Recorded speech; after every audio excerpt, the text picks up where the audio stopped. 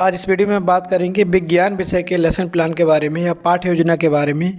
किस तरह से हम विज्ञान विषय का लेसन प्लान बनाएंगे। सबसे पहले हम बेसिक इनिशियल फिल करेंगे, डेट, क्लास, सब्जेक्ट, सब subject, topic, period, duration. Topic है आपका यहाँ पर वायु के गुण फिजिक्स में, तो यहाँ पर आप विज्ञान शिक्षण के सामान्य उद्देश्य लिखेंगे। जनरल ऑब्जेक्टिव्स, तो जनरल ऑब्जेक्टिव हो जाएंगे विद्यार्थियों में विभिन्न बौद्धिक एवं शारीरिक योग्यताओं का विकास करना। सेकंड, विद्यार्थी को दैनिक जीवन में विज्ञान के ज्ञान को उपयोग करने योग्य बनाना। विद्यार्थी को अपने मन या मस्तिष्क और आदतों को अनुशासित करने में सहायता देना। विद्यार्थी में वैज्ञानिक दृष्टिकोण का विकास करना। विद्यार्थी में मनोरंजन और अवकाश के समय का सदुपयोग करने की योग्यता का विकास करना। इसके बाद हम बात करेंगे विशिष्ट उद्देश्य की, या जिनको हम बोलते हैं स्पेसिफिक ऑब्जेक्टिव्स। 3 कैटेगरी में डिवाइड होते हैं आपके: ज्ञानात्मक उद्देश्य, बोधात्मक उद्देश्य, क्रियात्मक उद्देश्य, या हम बोलते हैं अनुप्रयोगात्मक उद्देश्य। नॉलेज, अंडरस्टैंडिंग और एप्लीकेशन। तो पहला आपका हो जाएगा विद्यार्थी प्रकरण वायु के गुण का प्रत्यय स्मरण कर सकेंगे या रिकॉल कर सकेंगे। विद्यार्थी पाठ का प्रत्यय विज्ञान कर सकेंगे या रिकग्निशन कर सकेंगे। ठीक है। बोधात्मक में आपका विद्यार्थी प्रकरण के माध्यम से विषय की व्याख्या करने में सक्षम हो सकेंगे। विद्यार्थी प्रकरण संबंधी उदाहरण देने में सक्षम हो सकेंगे या उदाहरण प्रस्तुत कर सकेंगे। क्रियात्मक में आपका विद्यार्थी प्रकरण के विषय में तर्क कर सकेंगे और विद्यार्थी प्रकरण की परिकल्पना का निर्माण कर सकेंगे, हाइपोथेसिस क्रिएट कर सकेंगे। तो यहाँ पर जो हम स्पेसिफिक ऑब्जेक्टिव बनाते हैं वो कंटेंट से संबंधित होते हैं, जो हमको शिक्षण बिंदु या जो प्रकरण पढ़ाना होता है उससे संबंधित होते हैं। और जो विशिष्ट उद्देश्य या आपके स्पेसिफिक ऑब्जेक्टिव आपके फ्यूचर टेंस में बनते हैं। यहाँ पर हम कर सकेंगे, करने में सक्षम होंगे, प्राप्त कर सकेंगे, इस तरह के शब्दों का प्रयोग करते हैं। इसके बाद सहायक सामग्री आ जाती है। तो यहाँ पर आपका चॉक, डस्टर और जो आप मॉडल चार्ट बनाते हैं, तो मॉडल चार्ट को हम ज़्यादा एम्फेसिस देते हैं, यहाँ पर उनको हम बोल्ड कर देते हैं। इसके बाद हम बात करते हैं पूर्व ज्ञान या प्रीवियस नॉलेज की। विद्यार्थियों को प्रकरण वायु के गुण के संबंध में सामान्य जानकारी रखते हैं। यहाँ पर जो आपको टॉपिक पढ़ाना है वायु के बारे में बच्चे पहले से ही नॉर्मल या प्रीवियस नॉलेज रखते हैं।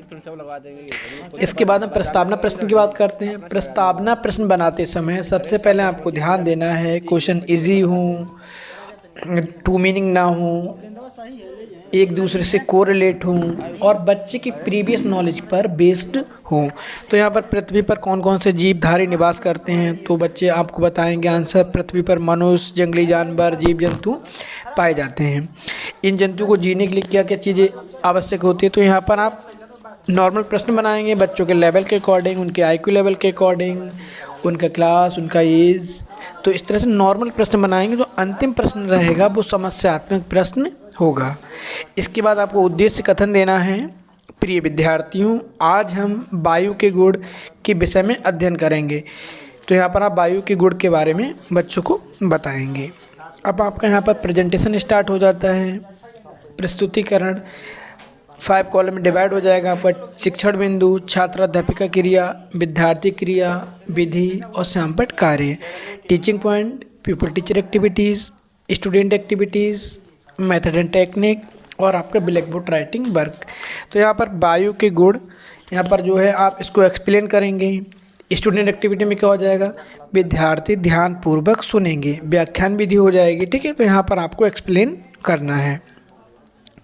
इसके बाद आपको यहाँ पर चार्ट दिखाना है वायु के गुण के बारे में। तो यहाँ पर आप जो चार्ट बनाएंगे, जो बच्चों की क्लास में आप प्रेजेंट करेंगे, या जो मॉडल बनाएंगे, या मान लो आप कोई एक्टिविटी करते हैं तो उस एक्टिविटी को हम यहाँ पर मेंशन करेंगे। जब एक्टिविटी आपकी क्लास में हो रही होगी या चार्ट दिखाया जा रहा होगा या मॉडल हम शो करेंगे, तो वहाँ पर विधि आपकी चेंज हो जाएगी व्याख्यान सह प्रदर्शन विधि, लेक्चर कम डेमोस्ट्रेशन मेथड। तो यहाँ पर आप चार्ट बनाएंगे, चार्ट को यहाँ पर पूरा प्रेजेंट करेंगे। ठीक है। इसके बाद जब हम पहले टीचिंग पॉइंट को एक्सप्लेन करेंगे तो उससे हम बच्चों का जो आपने बच्चों को दिया है, हम नॉलेज को टेस्ट करने के लिए जो आपने बच्चों को कंटेंट प्रोवाइड कराया है, बच्चों ने कितना रिसीव किया, कितना रिस्पॉन्ड कर रहे हैं, तो यहाँ पर हम चेक करेंगे। ठीक है, तो यहाँ पर हम प्रश्न बनाएंगे 2, जो बच्चे प्रश्न के आंसर देंगे आपका। उसके बाद नेक्स्ट टीचिंग पॉइंट पर जाने के लिए हम एक और प्रश्न बनाएंगे, वायु के संगठन से आप क्या समझते हैं, तो ये आपका समस्यात्मक प्रश्न हो जाएगा। अब आप एक बात ध्यान रखेंगे, यहाँ पर जो समस्यात्मक प्रश्न है वो केवल प्रस्तावना प्रश्न में ही होगा। अंदर टीचिंग पॉइंट में जाने के लिए हम इस प्रश्न को समस्यात्मक नहीं कहेंगे, या तो स्टूडेंट मौन हो जाएंगे, साइलेंस हो जाएंगे, या नो रिस्पॉन्स हो जाएगा, या यहाँ पर हम लिखेंगे छात्र निरुत्तर या स्टूडेंट नो रिस्पॉन्स। ठीक है, फिर हम वायु का संगठन जो हमारा नेक्स्ट टीचिंग पॉइंट है उसको एक्सप्लेन करेंगे। ठीक है भाई, सिस्टम रहेगा आपका। एक्सप्लेन करने के बाद हम यहाँ पर फिर क्वेश्चन फ्रेम करेंगे, तो बोधात्मक प्रश्न आप यहाँ पर बनाएंगे, बच्चे आपको आंसर देंगे। इसके बाद सैंपट कार्य पर आप आ जाएंगे। यहाँ पर आपने जो जो मेन चीज़ें ब्लैक बोर्ड पर एंट्री की थी बच्चों को आप उतारने का निर्देश देंगे, और बच्चे इन प्रश्नों को अपने उत्तर पुस्तिका में उतारेंगे, जिसको हम बोलते हैं सैंपट, निरीक्षण एवं लेखन कार्य। इसके बाद आपके पुनरावृत्ति प्रश्न आ जाएंगे, बच्चे को नॉलेज को टेस्ट करने के लिए दोबारा फिर से fill in the gaps, matching word, true false, कोई भी आप ले सकते हैं जिसके थ्रू आप बच्चों के नॉलेज को अच्छे से ऑब्जर्व कर सकें, अच्छे से एवेल्युएट कर सकें। लास्ट में आप कहा जाता है गृह कार्य। यहाँ पर आपका लेसन प्लान समाप्त हो जाता है। अगर कहीं पर आपको कोई प्रॉब्लम है तो आप